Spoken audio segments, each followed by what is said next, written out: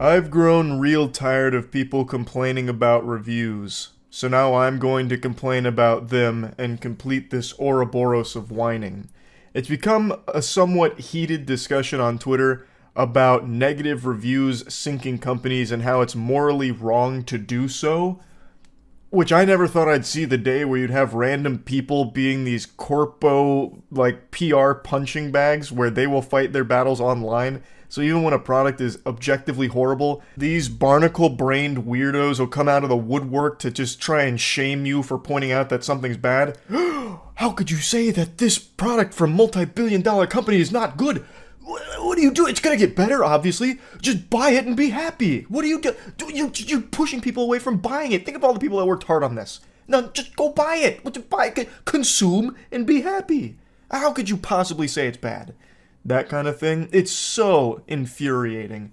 Like, it's weird to be at this point where people feel like an allegiance to companies so much so that they will actually make their whole identity around them and fighting for their honor, as if it's their profession. Like, we see it a lot in gaming, like Xbox fans and Sony fans fucking constantly waging war against each other. But even outside of those two lunch tables throwing tomatoes at each other, it's become huge in the tech sector, is specifically with AI. So, I think most of you know what I'm talking about here because the biggest topic has been Marquise Brownlee's recent coverage of two awful products. This was the first one, and this was the biggest tweet that blew up and really started the conversation a couple weeks ago. And it's about this video posted by Marquise Brownlee about the Humane AI pin, which he calls the worst product he's reviewed so far.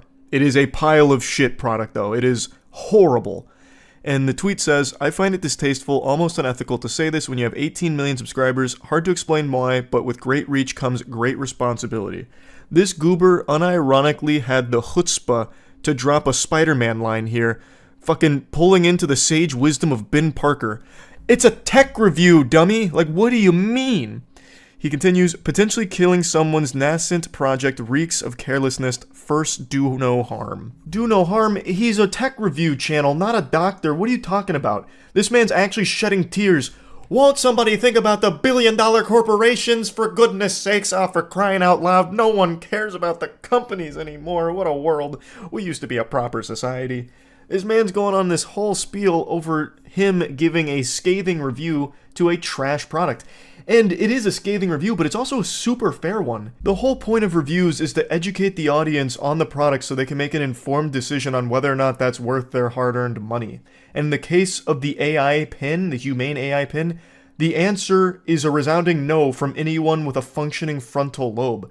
It's garbage. It's fucking fish paste. For those that don't know, the Humane AI pin is an AI assistant that you snap onto your shirt and you can like ask it questions, but it has such limited features and it's not good at anything it does. It turbo sucks.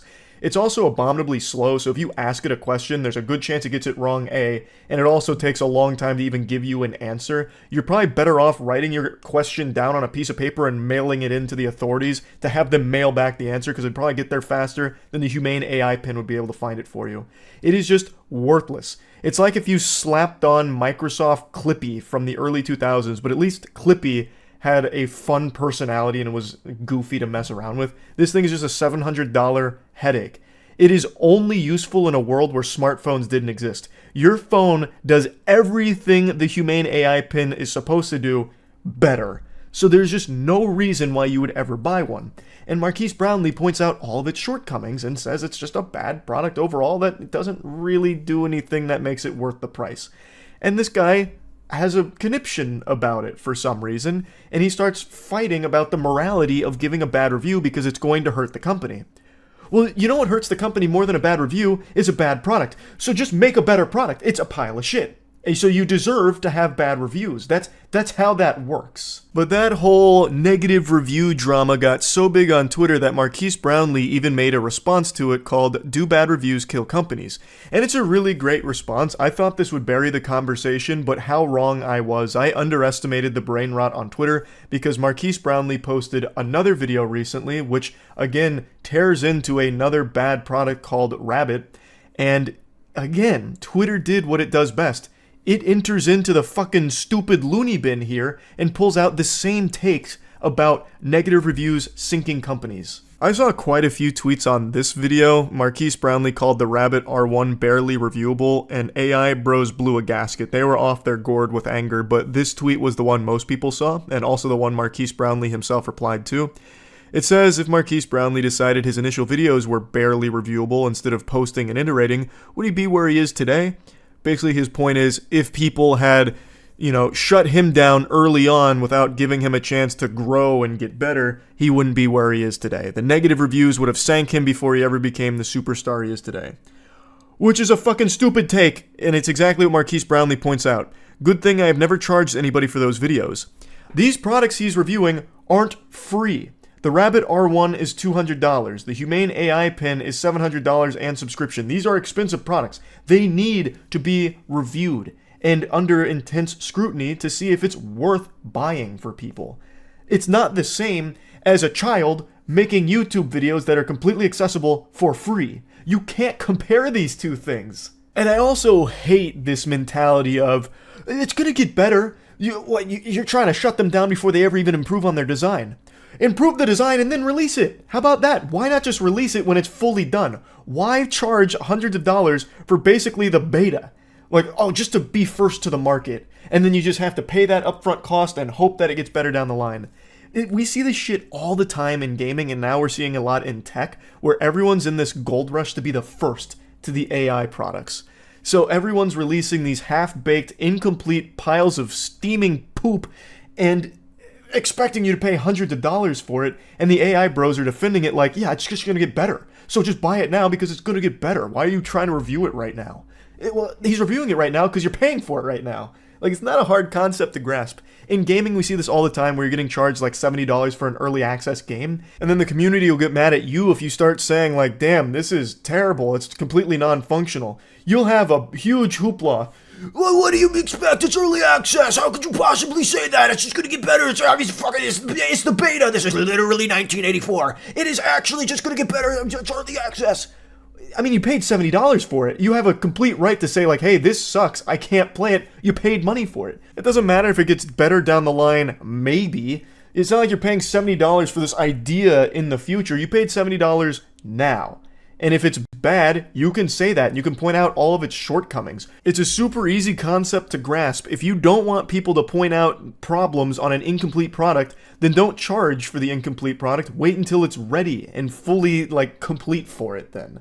It's so weird that we're devolving here where negative reviews are the devil. How could you possibly leave a negative review knowing that in the future it's going to be good? All you're doing is discouraging them from pushing forward and making this perfect product. I can't believe you would do something like this, you cruel, soulless bastard. You didn't even stop to consider the feelings of the company when you said those hurtful things about their product. It's just really frustrating. Reviews like Marquise Brownlee's are extremely important.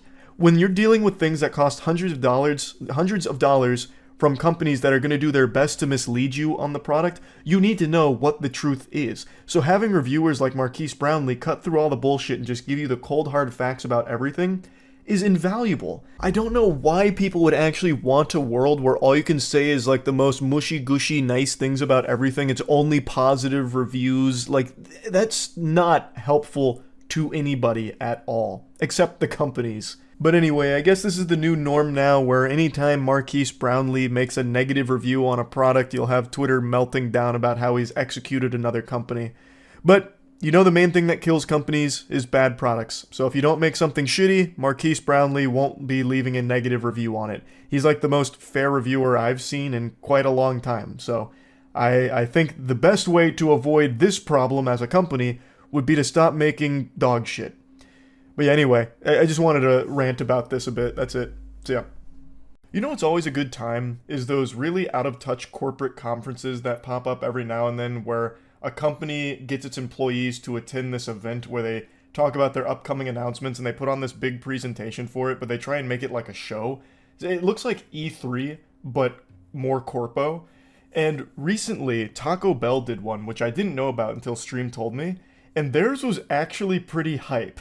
I'm a Taco Bell fan, So I was actually kind of invested in this one. I wanted to see what their upcoming menu changes were and what they're adding. And it was a surprisingly enjoyable show they put together. Typically when it comes down to these suits making something to try and announce their upcoming projects, it's really out of touch and boring and miserable. And they get their employees to go there who, it's very clear they don't want to be there, but they have to fake enthusiasm like, yeah, oh cool, you changed the Staples logo. Ah, that's amazing! That kind of shit. Or if there's like an Amazon one, if they do these, it'd be like, and we're announcing you get 1 extra bathroom break per month, and we added 2 new buckets for you to piss in at the warehouse. And then the employees have to like clap, be like, hey, thanks, appreciate the generosity.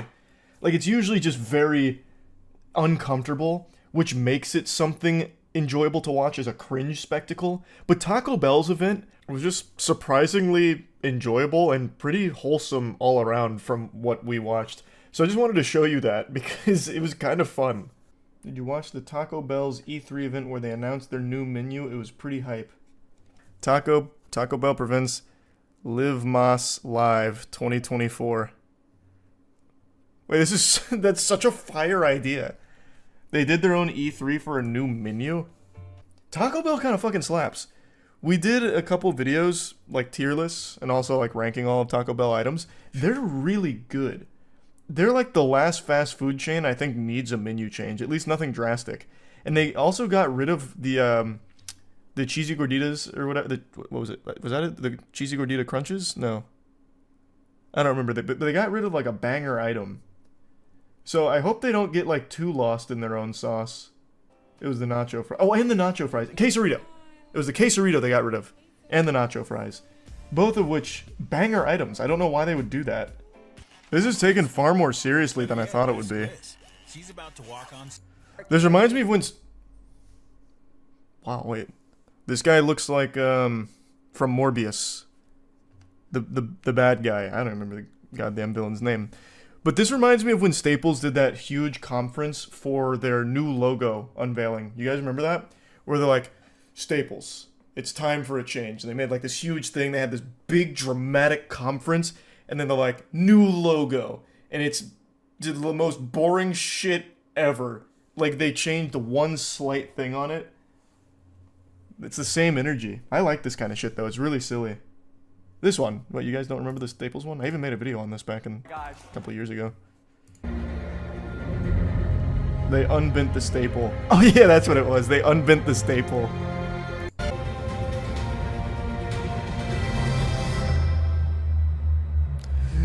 Whoa! What the fuck? They said it couldn't be done! Against all the odds.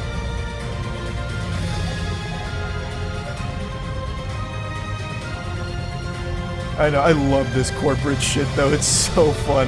And this lady really wants to stand up and start clapping, but she was early. Yes! Yes! Yeah! Ah! Damn right! Who do you think you are? I am. I'm ready. Oh shit. Let's start with value.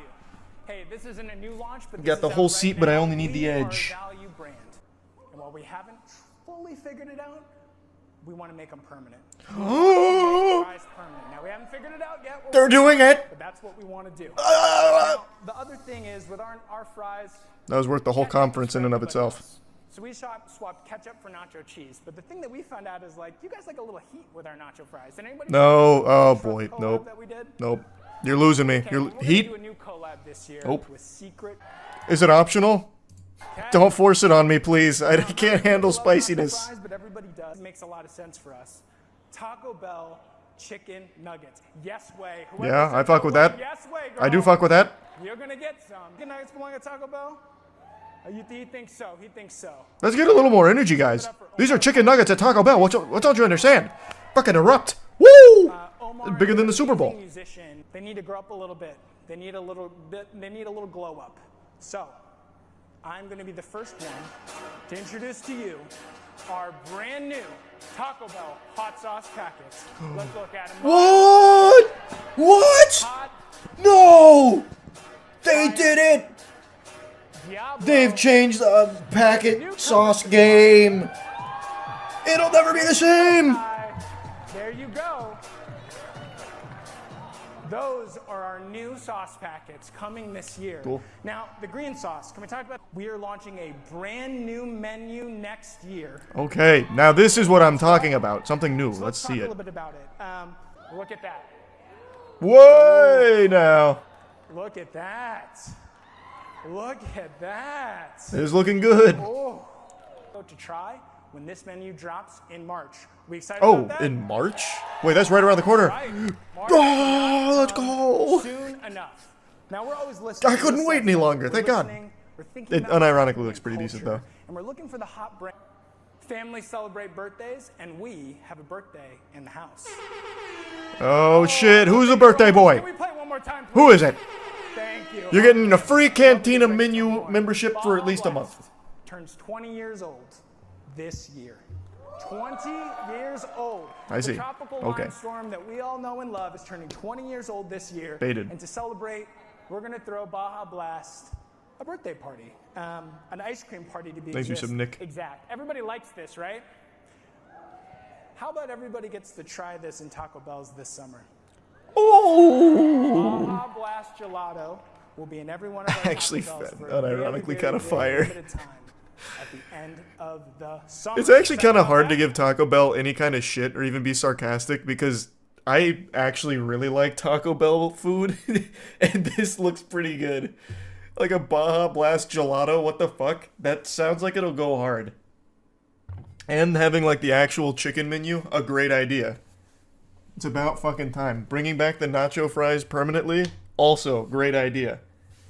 No mention of the quesarito, that word's probably blacklisted from their vocabulary. A little unfortunate, but overall still pretty impressed. And what you Yeah. see, this looks like a regular Crunch Wrap, I'd right? agree. Oh, it's not. When you look inside, that is a Cheez-It inside. What have you done? 16 times the size of a regular Cheez-It, I present to you the Cheez-It Crunch Wrap. You've gone too far! No! You can't mix those! Park, it will make you want to make it rain Cheez-Its every day. Fuck! Cheez-It 16 We're in the end times game. the size of a regular Cheez-It. Hey, thanks Taco Bell, I'm excited. I'll try it. Yeah, they're playing God over there at the Taco Bell R&D department, putting a fucking 16 times the size Cheez-It in a Crunch Wrap. They've gone mad. They've gone truly mad. He announces it the same way Steve Jobs announced the iPhone. Yeah, except this is bigger. This is gonna change flavor forever. This was just as good as waiting for GTA 6. Hey, it's up there. It is up there, I would say. Is this their first Taco Bell Live Moss Live? Or do they do this every year and I've just missed it? Is this canon? Yeah, no, this is canon. They probably hired Kojima to create their new menu items. Sam, I need you to deliver these Taco Bell ingredients to Shit Fart Man so he can create the new menu. No, like I said, I actually am a Taco Bell fan. I never really had it seriously until recently. Because I remember when I was a kid, I hated it. When I was a kid, the quality of Taco Bell was laughable. I feel like most people had that experience when they were younger. Like just one bad Taco Bell outing or something with your friends and it's just trash and you feel bad. And then I ate it again pretty recently, like for the tier list, and then we had like every item from the Taco Bell menu. And I fucking love it. Like it's actually super good. Worst Taco Bell item? I don't remember. Like I said, we did a whole video on it. I can't remember what our lowest tier item was. I'd have to go back and check it out. Even the worst item at Taco Bell, though, was better than the best item at Burger King, though, for comparison. Well, well, well, if it isn't another sad reminder that you don't own anything in the modern age, and you just gotta put that in your pipe and smoke it with a smile on your face and say, "Thanks, Corpo, may I have some more?" I know I just made a video on this topic a couple weeks ago after Ubisoft publicly came out and put their own dick in their mouth saying gamers need to come to terms without actually owning the games they pay for, or something to that effect. Basically just saying when you purchase a digital game, you don't really own it. We all know that. It's not some like tight-lipped secret. When you purchase a digital copy of something, you don't really own anything. You're just granted permission to access it because you paid the admission fee. But it can be taken away from you at any time for any reason. If your account gets banned, or if the service shuts down, or if the license deal expires, it can leave and you just lose access to it. Even though you paid for it, you don't really own anything besides just like their word that you can use it. And that can be taken away at any time. And today we just saw a really massive case of a ton of people losing things they paid a ton of money for because of the closure of a service known as Funimation. This is probably something that's near and dear to the hearts of many of you watching. Funimation has been a staple in anime for quite some time, and in 2021, Funimation and Crunchyroll performed a fusion dance. They merged together, and then today it was announced that Funimation is officially shutting down. They're closing the doors, and they're letting it sail off into the sunset. Except the name of the boat that it's sailing off in is the Titanic, and it's currently hitting the fucking iceberg and causing a massive problem. Because with Funimation closing, Crunchyroll has announced that a lot of the digital goods that many users purchased over the years, such as like Blu-ray, special features, and a myriad of other things, will no longer be accessible because Crunchyroll does not support it. So things people have paid a lot of money for are just gone once this shuts down on April 2nd. So you're just going to lose access to it forever because you never owned it in the first place. You'll own nothing and be happy. That's the way things are trending, and between that and AI girlfriends popping off, the future's looking weird.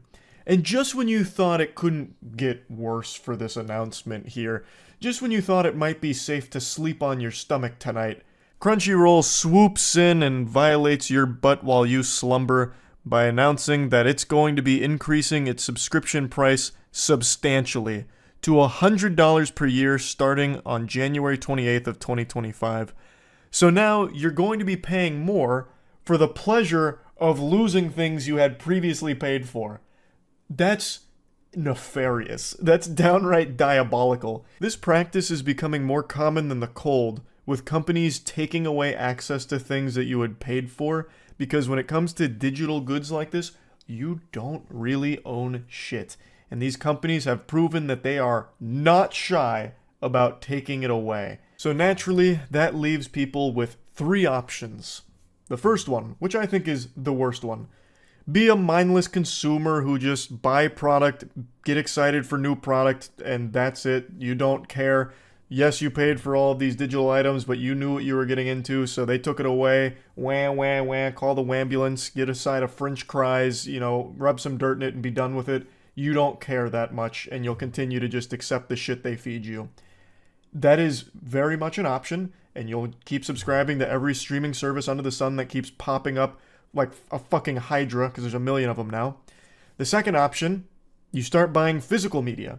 Because if you actually own something tangible, the only way they take it back is if they physically take it from you. Like taking a toy from a toddler. So even though Funimation shuts down here, if you bought the physical Blu-ray for Attack on Titan or something, instead of buying the special features and everything through Funimation, you would still have it here and could still enjoy it because you legitimately own something. And then the third option, which I think is going to become the most popular option, if it's not already. Piracy. You set out on the seas yourself, the 7 seas, and you say, well, enough of this swashbuckling, it's time to show these scallywags what it's really about, and you start pirating all of your content. And there's a lot of benefits to that. 1, it's free.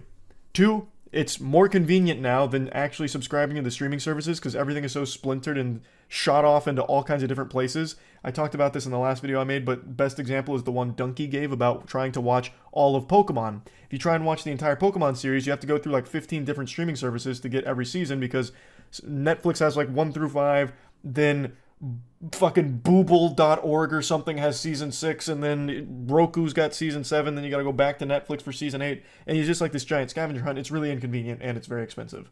It would be cheaper if you bought the physical media in that case, and it's also even cheaper if you just pirated it, which a lot of people are choosing to do. Not something I'm advocating for, I'm just talking about the reality of the situation that we're in now, where it's extremely convoluted and difficult, just a massive fucking headache to legitimately try and buy like the things you want now when it comes to streaming, because licensing agreements expire and things go different places. You have to keep like following it around if you want access to it still, and it's a nuisance. It's significantly more convenient just to pirate it now for most people.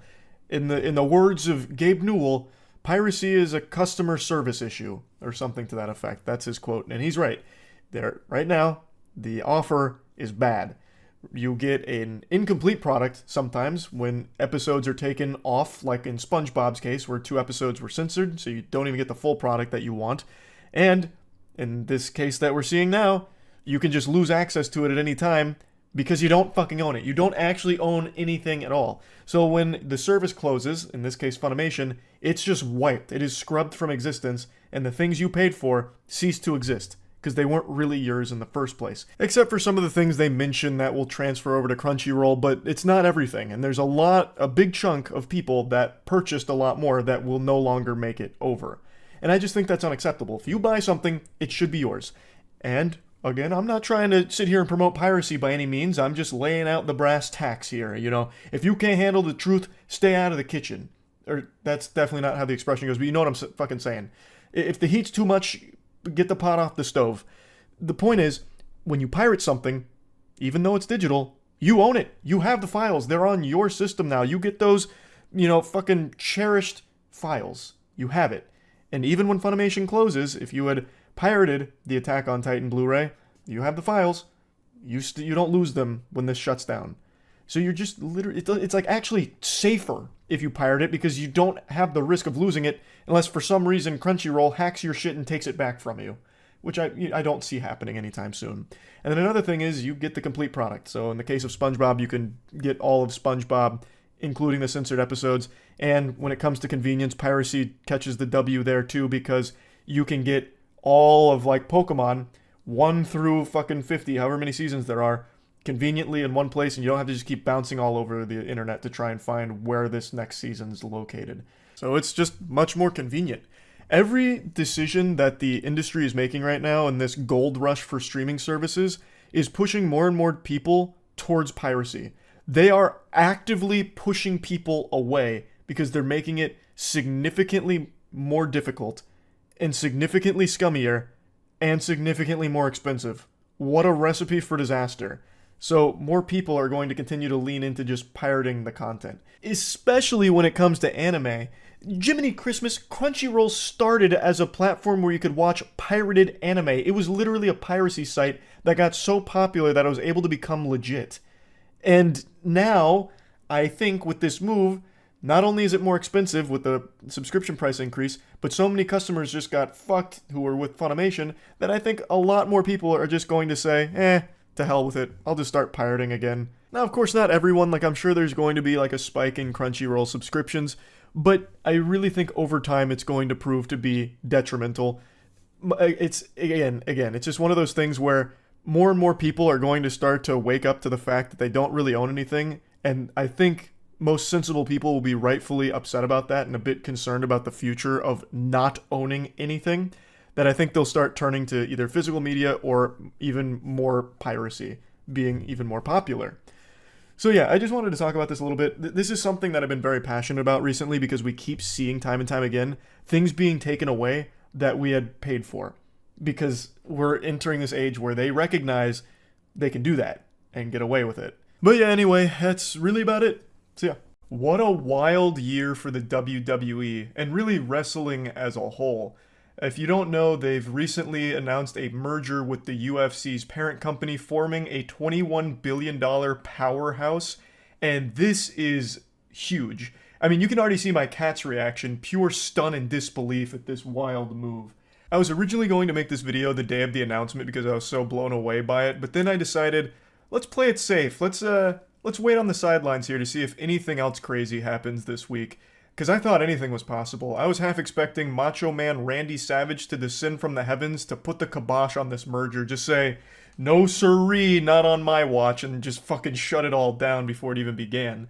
But it seems the dust has settled. This merger is the future of the WWE, and reactions to it are mixed. to say the least. But I will tell you something everyone agrees on. Vince McMahon out here looking like a WWE 2K23 created wrestler. He is looking odd, and his hair looks cel-shaded. Dude looks like a car salesman who's trying to sell me a car that doesn't run. I don't know who convinced him that mustache was a good idea. I wouldn't tell my worst enemy to go out in public with that thing on their face. It looks like he just pecked the exhaust pipe of his truck right before going on stage. But aside from just clowning on Vince McMahon for an awful facial hair decision, there's actually quite a bit I want to talk about with the WWE itself, even outside of the merger, because a lot's been happening this year for it. Now, as I've mentioned, I grew up on Attitude Era Wrestling. I cherish it. It's very near and dear to my heart.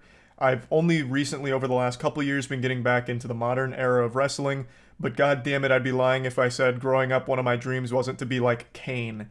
And I came close, honestly. I'm only 6 feet shorter and 300 pounds lighter than Kane, but just wait until I hit my growth spurt in the next couple years. There's still a chance.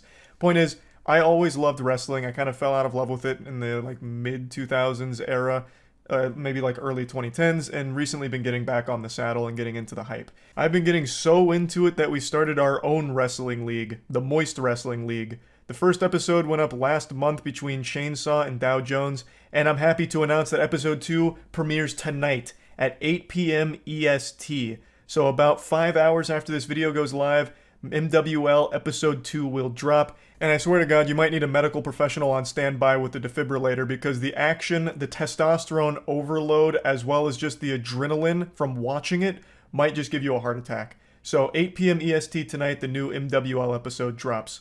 Now back to the WWE situation. Now, buckle your seatbelt because I'm about to take you on a bit of a high-speed ride of lore real quick. So Vince McMahon was actually kind of forced out of control of the company after a multitude of different scandals and a ton of bad business practices. I'm not going to sit here and go through the laundry list of fucking business war crimes Vince McMahon has committed over the years. It'd be a 10-hour video. The guy's a piece of shit. He's done terrible things throughout his entire career. And last year, he was kind of forced to retire. And in his stead, he was replaced by Triple H. So Triple H assumed control of the creative direction of the WWE, and he'd been fucking crushing it. Triple H, I think, had been doing a great job making some very hype shows, amazing moments. Yeah, most recent WrestleMania, obviously, an absolute banger. That shit was a heater. And he was, I really think, killing it. But after this merger, many fans are concerned that Triple H is now going to just be toilet paper to wipe the WWE's ass. Now that the merger's gone through, Vince McMahon seems to be assuming a more active role in the creative direction of the WWE. He's kind of clawed back that power to become the head honcho instead of top the throne, which means Triple H's vision and direction won't necessarily be the final say-so or anything like that, like it has been for the last 6 or so months. So fans are concerned that this is going to lead to the WWE having a bit of a decline in quality. And it's a legitimate concern because now that Vince McMahon is kind of back in the driver's seat, Triple H doesn't have that crucial role that he did before. Even though he's kind of in the same position, Vince McMahon is now there as well as a creative influence that has the say-so too. So overall, the merger is just leaving fans a little worried about the direction the WWE is going to go in now, since most people have appreciated the recent WWE direction under Triple H as the creative head. It just makes them wonder and scratch their head. Is it going to be shitty now? Is it going to go lame? Is it going to be some pussy shit? Like, what's going to happen next? And that's kind of where we're at right now. This is a huge merger. Like, even if you're not a fan of the UFC or the WWE, these two companies merging like this under one big umbrella is huge. That's a $21 billion valued business right there. And obviously, this opens the door up to a lot of crossover. So Conor McGregor, for instance, was kind of teasing about being like a WWE champion as well as UFC champ, shit like that. And you could have the opposite happen. Like Brock Lesnar, for example, is a WWE wrestler, has been for a long time, but also did compete in the MMA, in the UFC. Like, there is a lot of room for crossover now, which leads to a lot of potential, which I think is kind of exciting, even if the direction of a lot of the crossovers might be a little weak. I've always appreciated goofy crossover stuff, so I think that has a lot of potential to be fun. But who knows, really? This isn't the only big thing the WWE's been experimenting with recently. I think many of you may have forgotten, or maybe never even knew in the first place, but Vince McMahon was actually trying to legalize betting on the scripted matches of the WWE. I shit you not. He was trying to pitch his case to allow gambling on the matches in the WWE.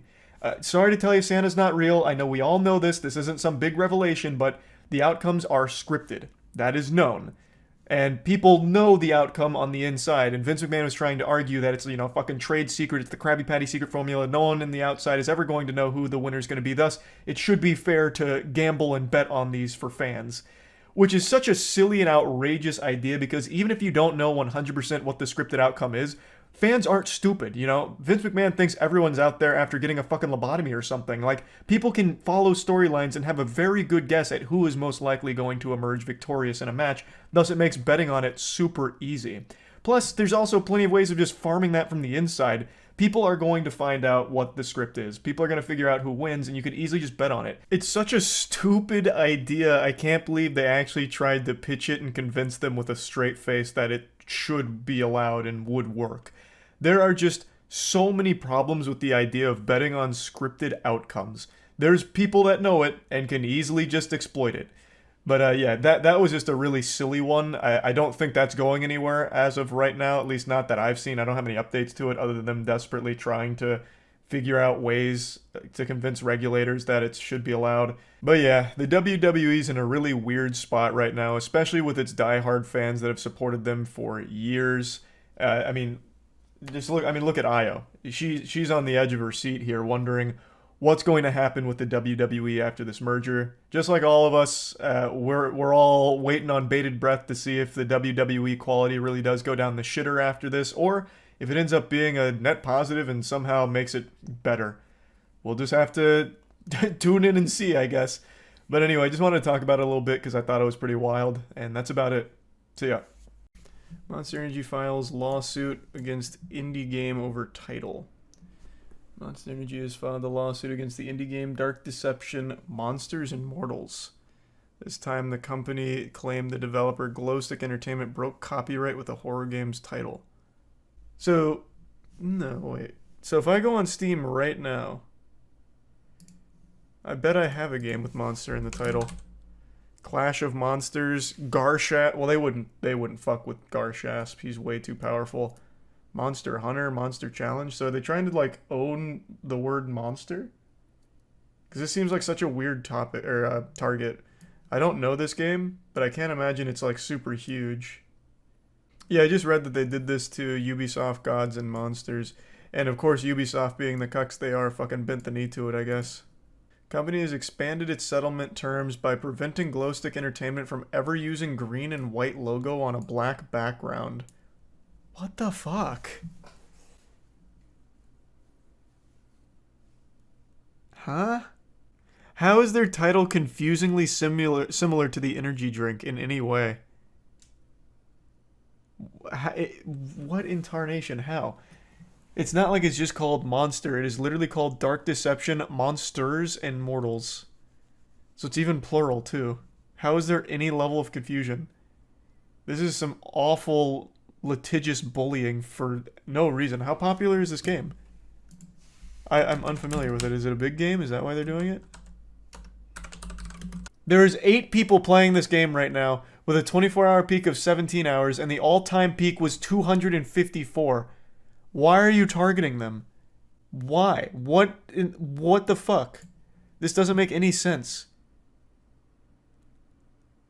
They actually went out of their way to find an obscure title to be an asshole to them. This game came out in 2020 as well. It's not even like it's a new thing. It looks like they're trying to set a legal precedent to sue bigger companies. Oh, interesting. That is very nefarious. I'm not knowledgeable enough on the law to know if that's actually a plausible strategy, but they did successfully bully Ubisoft, which is, it's a lot bigger than Dark Deception Monsters and Mortals. So why would they then downsize? Own the right to the word monster? That fucking sucked for me because my Steam name is Monster. That'd be brutal for me. It's got to be personal. Yeah, maybe someone on the Monster legal force played Dark Deception Monsters and Mortals and he was like, "Damn, this is fucking awful. I'm gonna send them something. I'm gonna sue them." Imagine Rockstar doing that. Brother, we don't even have to imagine. Did you guys forget when Take-Two did that to It Takes Two? Take-Two owns Rockstar.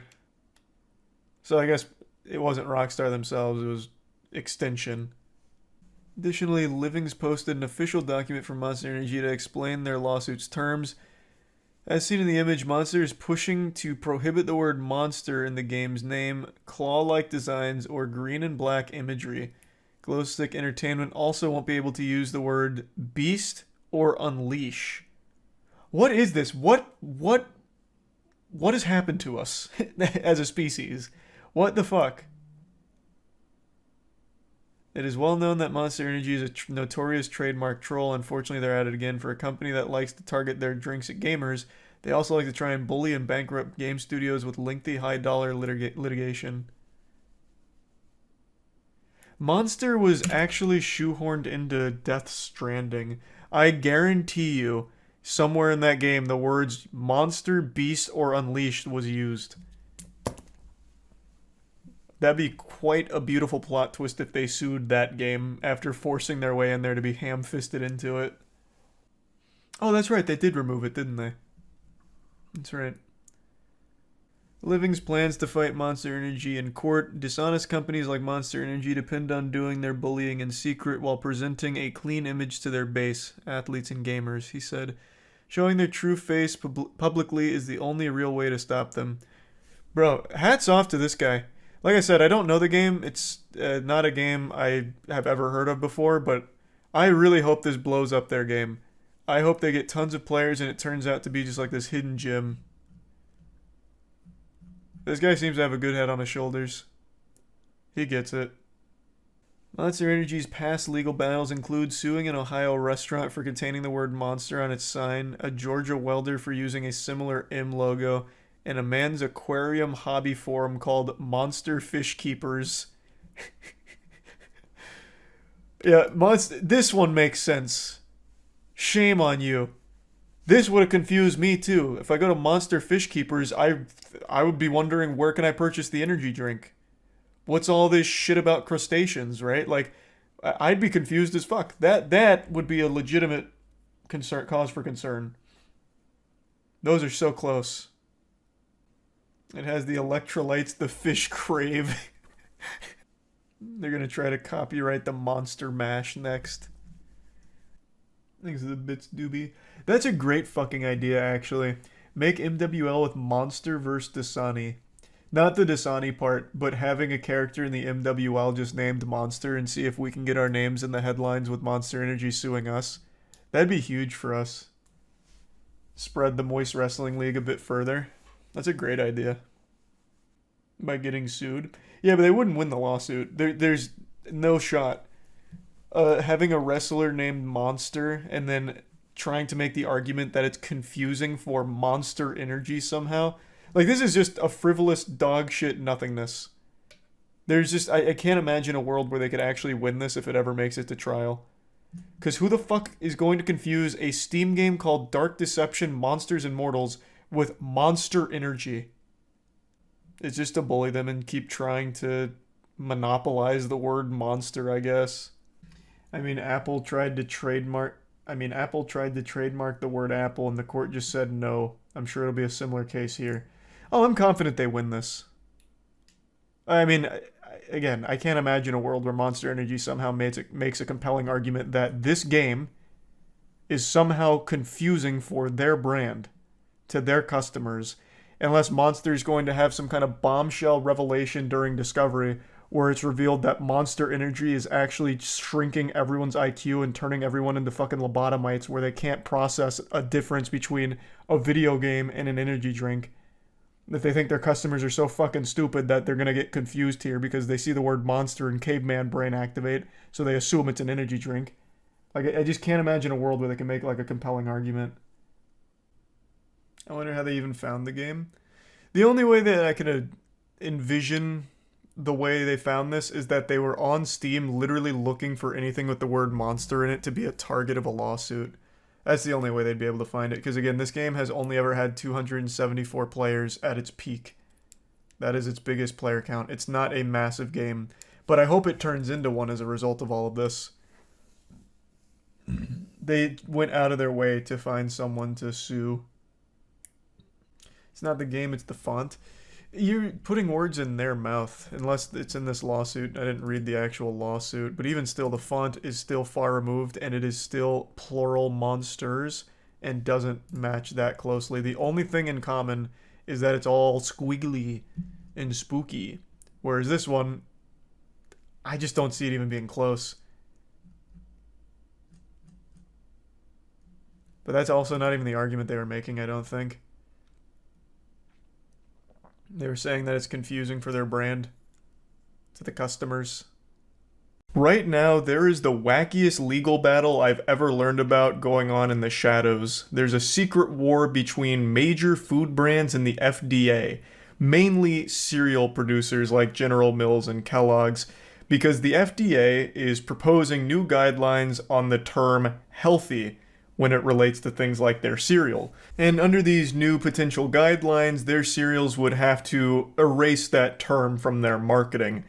And they're not too happy about it. They're wiggling their fingers saying, no, no, no, we have a First Amendment right to free speech, which they have been using for years to effectively lie and mislead their customers into thinking that their cereals aren't bad for them. Free speech is a beautiful and sacred, wonderful thing that plays no role in this corporate greed and false advertisement.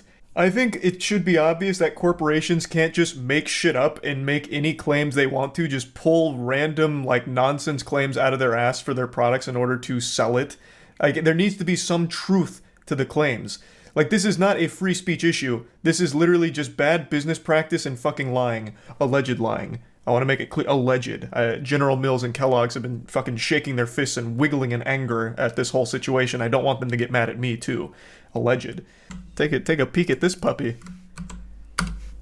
Fruity Pebbles and Lucky Charms threaten to block healthy food labeling guidelines in court, saying it limits their free speech. The proposed FDA rule mandates that foods labeled as healthy must contain a major food group such as dairy, fruits, or whole grains, and must fit certain limits on saturated fat, sodium, and added sugars. The rule limits cereals, for example, to no more than 2.5 grams of sugar per serving in order to be labeled healthy. A restriction food manufacturers claim would exclude over 95% of ready-to-eat cereals. Holy shit, yes. What? Which is great. That is good news. That's huge. It's about fucking time. I couldn't tell you the amount of people that for some reason are brainwashed into believing these fucking labels that their goddamn Frosted Flakes or whatever are healthy for them. It's nuts. That is long overdue. Among the most vocal food companies are producers of high-sugar cereals which are largely marketed to children and have been criticized as a driver of the obesity epidemic in America. Because they are. In a joint filing made last month, the largest cereal producers in the country, General Mills, Kellogg's, and post-consumer brands, decried the proposed nutritional criteria and threatened to file a lawsuit challenging the guidelines as a violation of corporate free speech rights.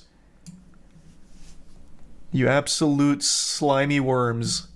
Corporate free speech rights to lie to consumers. We have a right to say whatever we want to sell our product. And how dare you try and strip that from us, even though it's a blatant lie. Most cereal, like Captain Crunch, Frosted Flakes, Lucky Charms, Fruity Pebbles, are not healthy.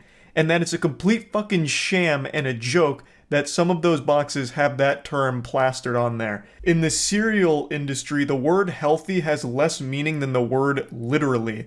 It is completely devalued because they've been able to skirt these guidelines and get away with labeling things like fucking Lucky Charms as healthy when it's not. It's there for one purpose and one purpose only: to mislead customers into thinking that what they're purchasing isn't bad for them. Even though it's nothing but a giant fucking sugar bomb. You're purchasing just a ton of sugar. And for some reason, they've been able to call it healthy for a long time now. It's very deceptive. It's literally just false advertisement. And I don't think that's slanderous to say. I don't know if General Mills and Kellogg's are watching this, but I don't think that's slanderous.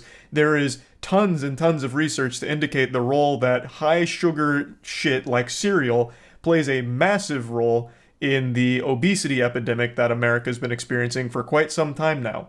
And finally, the FDA is doing something worthwhile of stepping in and saying, it's about time we restrict this a little bit more. You can't just slap healthy on anything you want to willy-nilly. We're going to stop being so loosey-goosey with healthy. From now on, it's going to need to adhere to stricter guidelines. I'm actually surprised they didn't double down. Instead of calling their foods healthy, I'm surprised they didn't try and say, like, doctor recommended Cinnamon Toast Crunch, #1 pediatrician recommended Fruity Pebbles. Like, really go hog wild on trying to mislead people into thinking it's good for you. They did go hard on fortified for a while, saying it's fortified with crucial vitamins and minerals and all that. But I feel like they could have gone even more hog wild with it. What about protein cereals that cost like $8 a box? You're getting into these really fringe cereals I don't know about. I can't tell you which are healthy and what aren't of the ones you're listing. All I'm saying is I'm agreeing that 95% of these cereals would absolutely be wiped from the healthy label because they're not. Like, they're straight up not. The sugar that's present there isn't like natural sugars either most of the time. So you can't even make it the argument that, like, oh no, but what about the cereal with 30 grams of sugar but it's all healthy sugars? Because that's never the case. The rule, if finalized in its present form, the companies wrote, would be open to legal challenge in that it violates the First Amendment by prohibiting truthful, non-misleading claims in an unjustified manner and also exceeds FDA's statutory authority in several ways.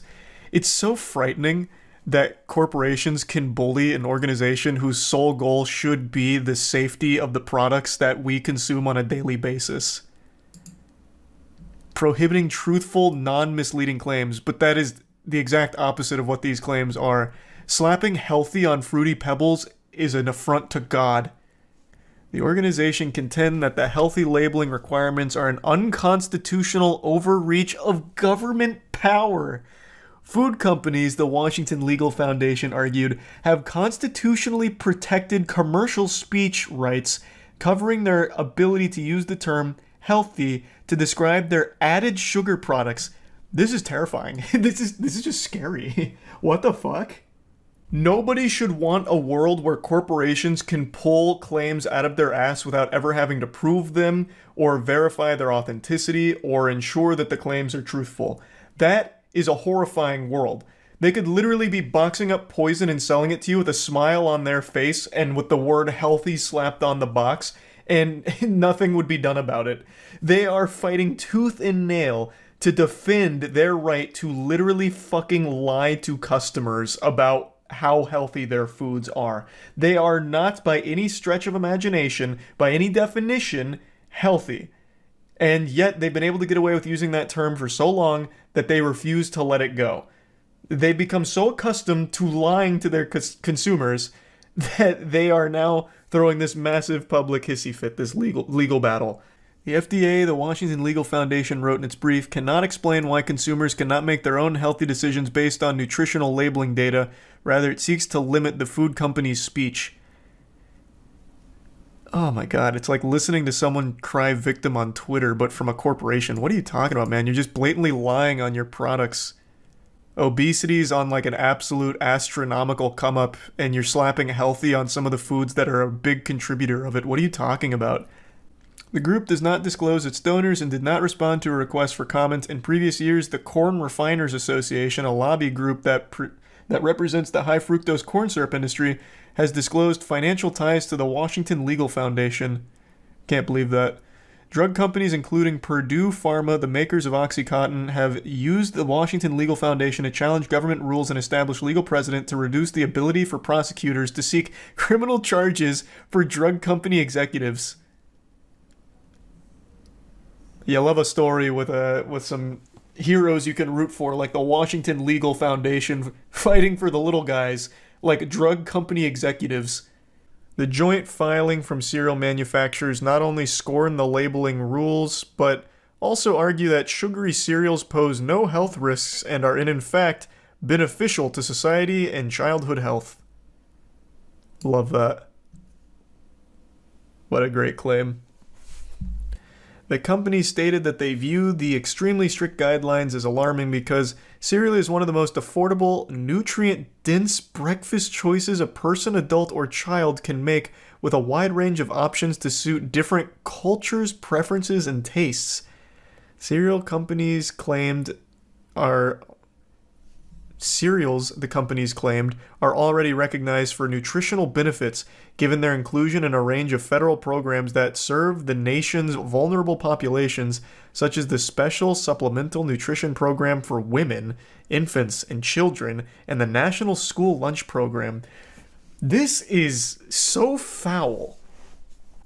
It's candy in the morning. It is literally candy in the morning. And yet they're here with a straight face saying that it's nutrient dense. Well, it is one of the most nutrient dense breakfast choices a person, adult, or child can make. And saying that it poses no health risks and is actually beneficial to society and childhood health. That is so crazy. That is so crazy. Next, they're going to argue nutritional facts are unconstitutional. Yeah, we shouldn't have to say what's in our cereals. We shouldn't have to say what's in our food. It's to protect our right to privacy. Oh man, this is so fucked. How does this just keep getting worse? The company's charged that cereal delivers on nutrition when eaten alone, but when consumed as part of a breakfast, it elevates the nutrition further, with cereal eaters exhibiting an overall higher diet quality. As evidence, the filings cites a 2019 study conducted by in-house researchers employed by General Mills, the maker of Lucky Charms, Cinnamon Toast Crunch, and Trix, among other brands. They're doing it again, right in front of our face. Do you guys remember, and I've talked about it a lot, but some of you might also remember, there was a period of time, not that long ago, like 25, 30-ish years ago, where the entire America, all of America, vilified fat. They said the fat in our food is making us fat. This is why we're getting obese, because of fat in our food. And sugar was actually looked at as the good guy. Those studies were paid for by companies like this that were trying to placate their responsibility for the contribution they played to the obesity epidemic and put all of it on top of fat. And they're doing it again right here in 2019, trying to make arguments that eating cereal actually helps eaters exhibit an overall higher diet quality, I guess. That's so crazy. The agency, they wrote, should recognize the beneficial role of sugar. Sugar plays a role in foods beyond palatability. It controls water activity, creates texture, adds bulk, and also contributes to flavor complexity. We are literally going back in time. Literally going back in time. They're trying to make sugar a hero again. Sugar is actually really good for you. It is healthy to eat 30 grams of sugar in the morning with our cereal. Independent research, however, have found that diets high in processed foods and sugar intake are linked to obesity, diabetes, higher risk of stroke, obesity-related cancers, hypertension, and dental diseases. You don't say. You're telling me that the research that wasn't paid for by the actual sugar-producing cereal company said something totally different? That I just can't believe. Let's rewind the clocks here for a minute and go back in time to a more peaceful time before the apocalypse, before the coronavirus pandemic hit, before the Fire Nation attacked, before even Karens plagued this wasteland. We're going back to earlier this year when I posted a video talking about a go-kart race that I competed in. In this video, I mentioned a company that I own briefly called Human Media Group. We put on that goofy go-kart event and it was a lot of fun, and I just wanted to talk a little bit more about the company because I've been getting a lot of questions about it and a lot has happened with it recently.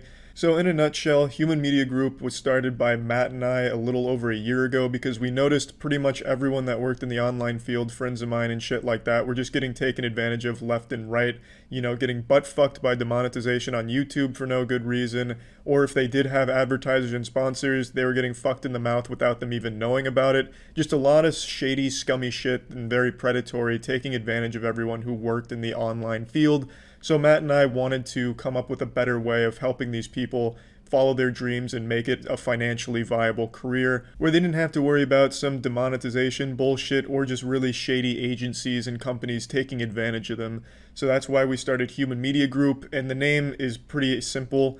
The reason it's called Human Media Group is because anyone that does anything online knows how fucking difficult it is to talk to an actual human being at any of these companies. You just talk to soulless androids or lobotomized zombies or just AI itself. You never really get a human connection with any of these companies, whether it's agencies or the platforms themselves.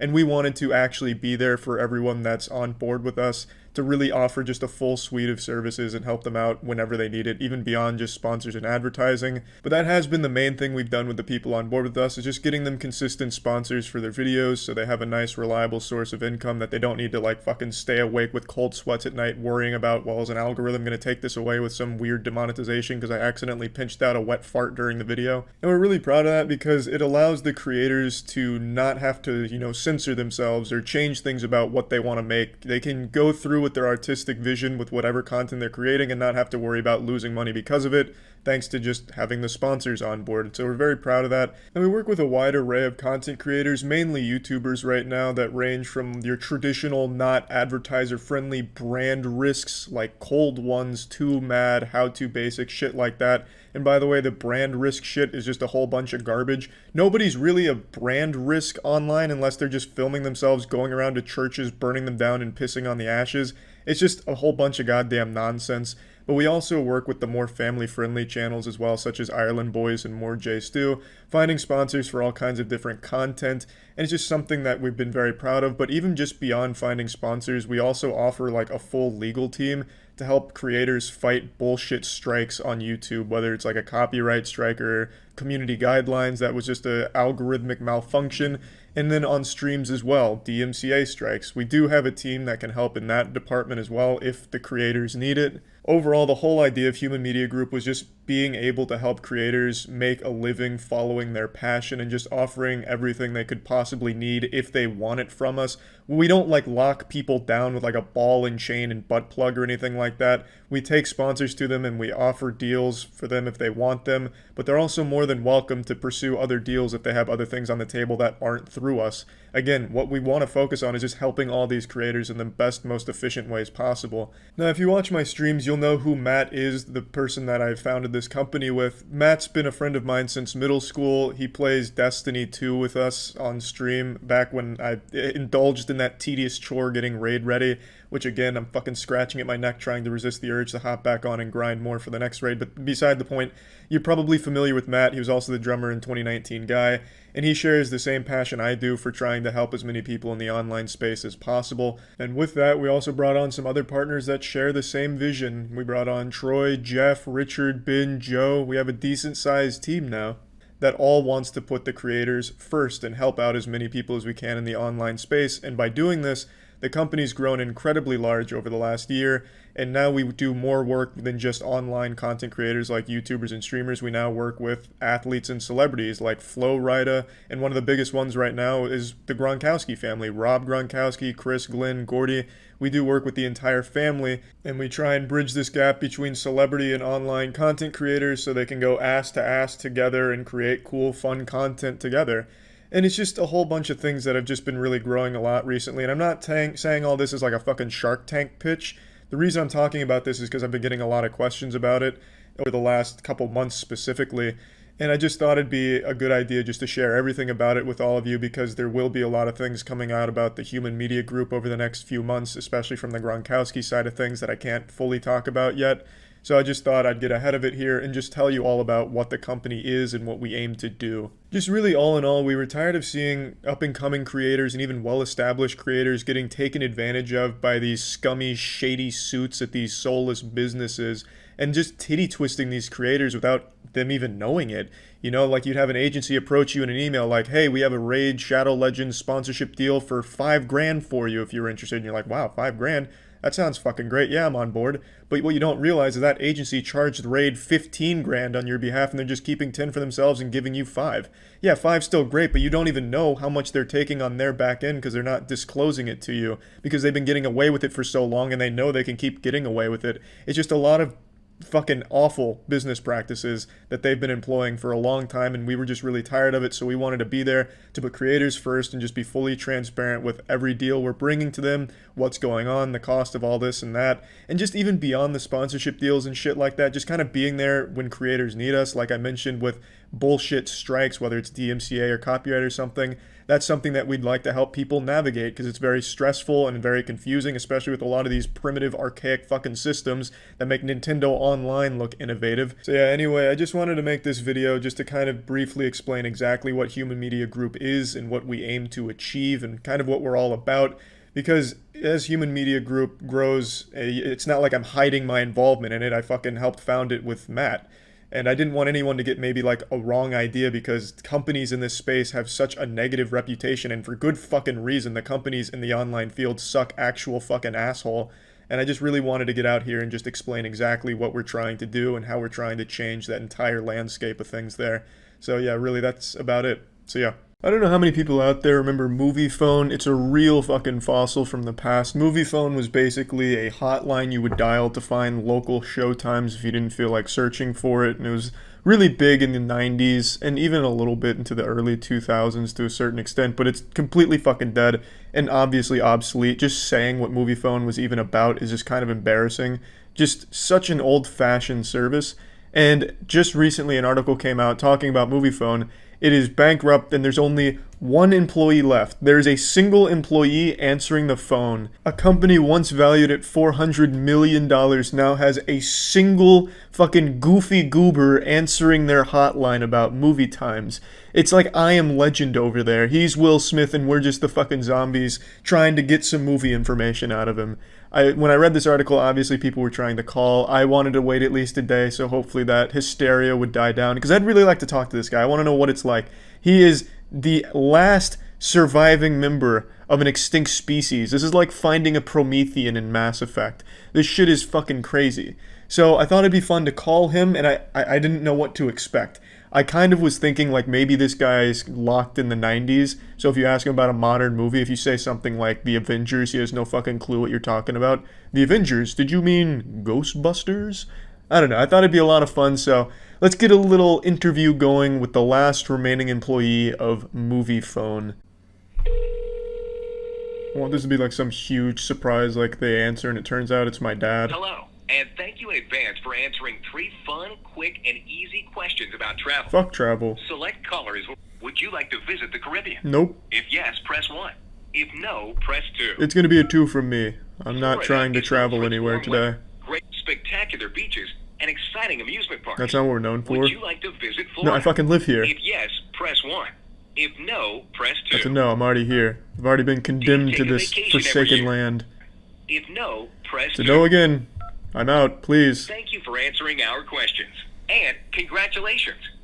You and a guest will receive a free Florida Bahamas cruise vacation for 2.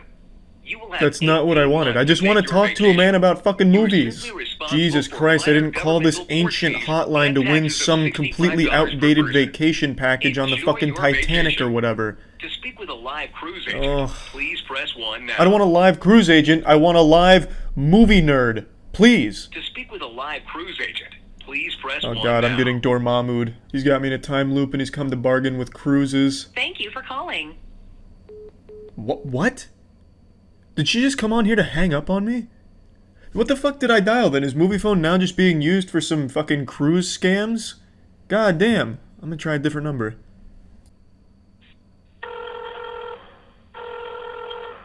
Well, this sounds promising. That sounds like I'm dialing an old rotary phone.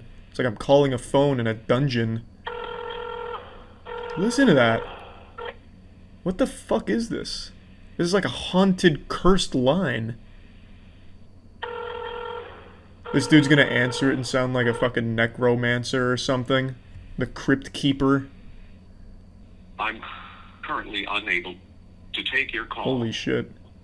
Please leave your name, phone number, and a brief message, and I will contact you as soon as possible. What the fuck was that? I feel like I dialed a direct payphone to hell. Someone needs to help out that robot. It's running out of batteries, poor thing. I feel like I just reestablished connection with the dead Mars rover. Or this could be, you know, a Wall-E situation, but instead of being stranded on a planet, they're stranded in a movie phone headquarters. So I did a bit more research, and it turns out they fired the last employee. He finally got laid off. It must have been this game of tug-of-war where he just wouldn't leave the office until he got that last fucking paycheck that was never going to come, and then eventually they just convinced him to leave. I don't really know what happened, but this has been an extremely underwhelming conclusion to my quest. It's like the fucking Reddit safe where they open it and it's nothing but like an old pack of condoms and grease. I'm really disappointed. I had this whole fantasy in my head where I'd call this dude, we'd start talking about movies, start learning a little bit about each other, maybe we become friends or something, and, you know, it's just a little upsetting, to be honest. I think they need to update the articles to not say that there's a single employee manning the phones anymore, because it hurts me to say this, to hit you with the cold water, but he's not manning those phones anymore. It's now been taken over by those fucking robots selling shit cruises and fake stuff. And then that weird, like, malfunctioning robot. I don't know what's going on with that poor automaton, but hopefully someone fixes him, lubricates his gears or something, because he was struggling on that last phone call. But anyway, that's about it. Rest in peace, movie phone. And you fought the good fight, employee that was manning the phone. Wish I could have met you. That's it. See ya.